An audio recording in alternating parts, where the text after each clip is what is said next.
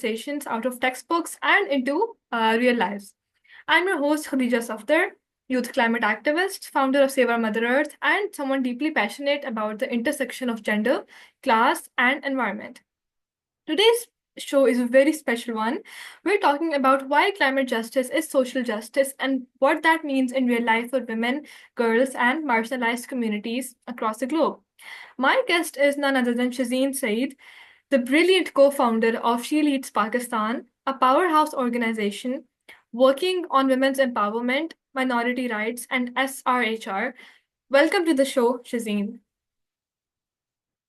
Hello, thank you so much for having me, Khadija. So, Shazeen, let's start at the roots. What does climate justice mean to you, and why is it inseparable from gender and social justice?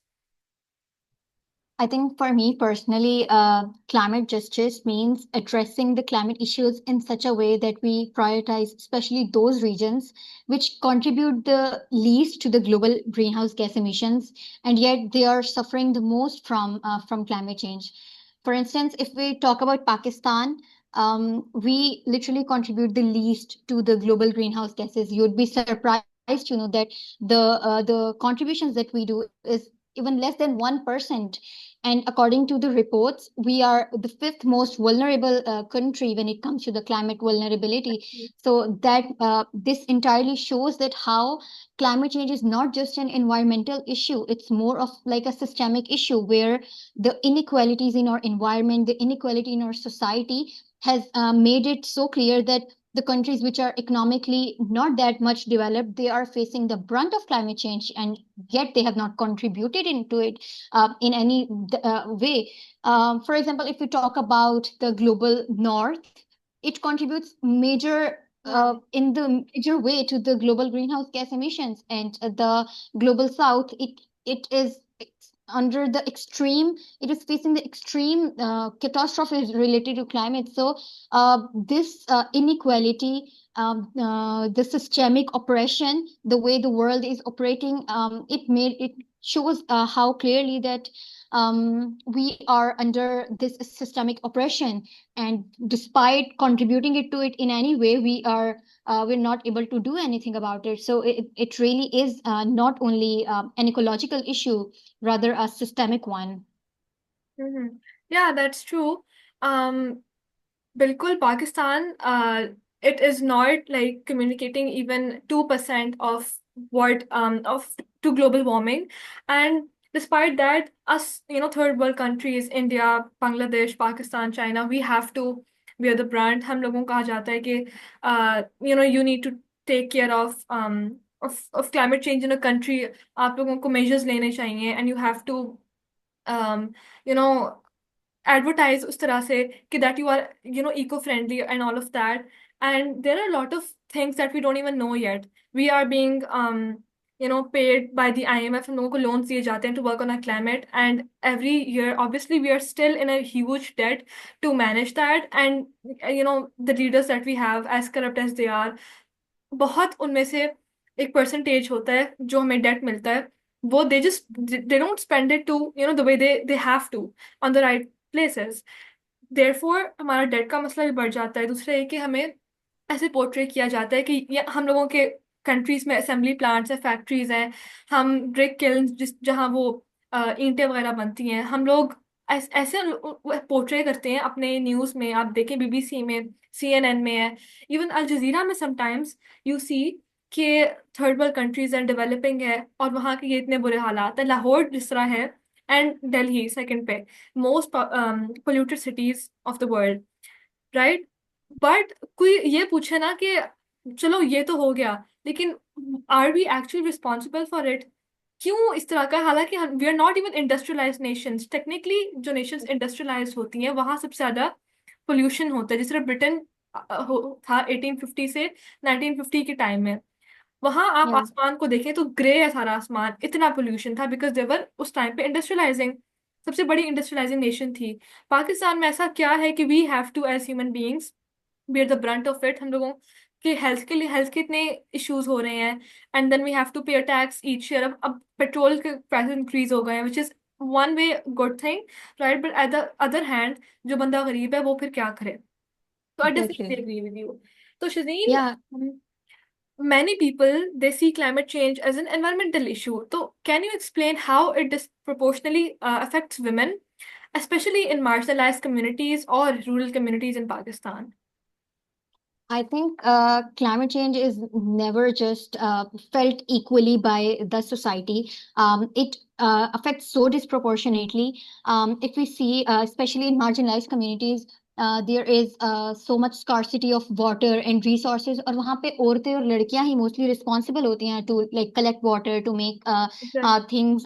And उनको जब आपके पास what there is scarcity of water and resources, they have to travel like so long, they have to cover such long distances, and the risk of violence so much increases. When we see like जैसे communities like Balochistan, वहाँ पे Exactly. we have seen such adverse effects of climate change. There has been glacial melt, there has been flooding.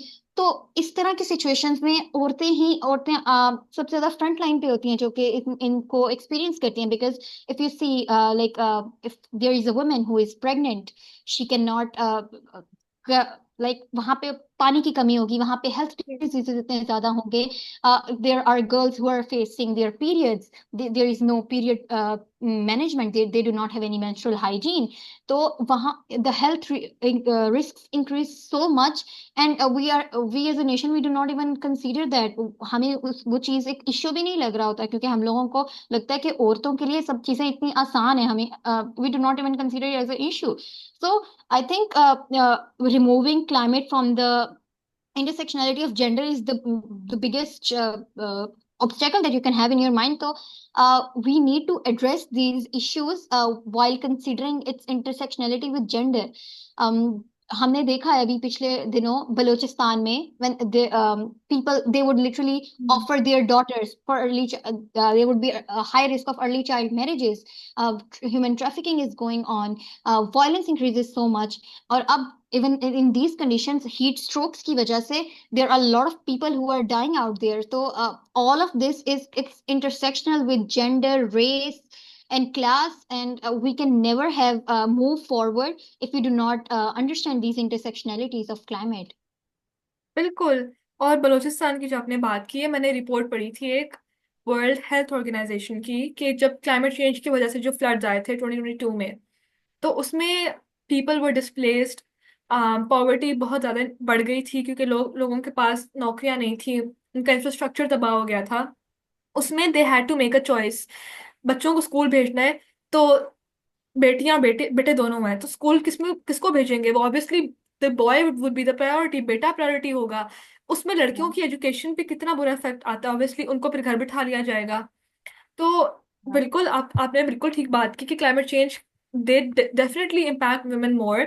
ये statistically भी मौजूद है, United Nations environmental programme में, health organization, like all of them, they you know उनके पास evidence है दिखाने के लिए कि मुल्क कोई भी हो, specially specially the third world countries, Pakistan की yeah, तरह, बांग्लादेश की तरह, and Indonesia, all of them, यहाँ खास तौर पे खवातीन, क्योंकि यहाँ आई थिंक पेट्रियार्की बहुत ज्यादा है। और whenever यू नो किसी चीज पे प्रायोरिटी देनी है, you have to make a choice, तो हमेशा खवातीन बाद में आती हैं, नेचुरली yeah. आदमी पहले आएंगे। Hmm. तो let's talk about your organization now. तो she leads Pakistan, empowers women and girls to take leadership roles. How do you see climate leadership as a feminist issue? I think if we take climate leadership, if we include female leadership into climate, it would be a lot better. It would save us a lot of trouble, because right now the leadership that we are having, it exactly mimics the whole colonial structures. How men, how the powerful people would be taking control. They would have the resources. They would having, they would exploit the resources. तो इसी तरीके से अभी हमारी जो climate leadership है, it's under the control of main, and they can operate it जिस तरीके से उनका दिल चाहे. अगर हम वेल्दी नेशंस की बात करें, they would be, they have the highest industrializations, they are using all those fossil fuels, but we are the ones who are suffering. इसी तरह if we put the whole climate leadership into the hands of only men, They can operate it, and they would not even consider women who are literally at the forefront of the facing it. So they would never understand the issues. How can you make a man understand if a woman is going through her maternity, how much she is being affected by climate change? हाँ उसके लिए उसकी medicine, उसकी health, उसको safe water नहीं मिल रहा, उसको violence के रिस्क हैं। तो all of these things, they can never be understood by men if there are no women out there. I was reading this report. Women, they only cover 15% of the whole climate leadership. If we talk about like in ministry, environmental ministry, mein.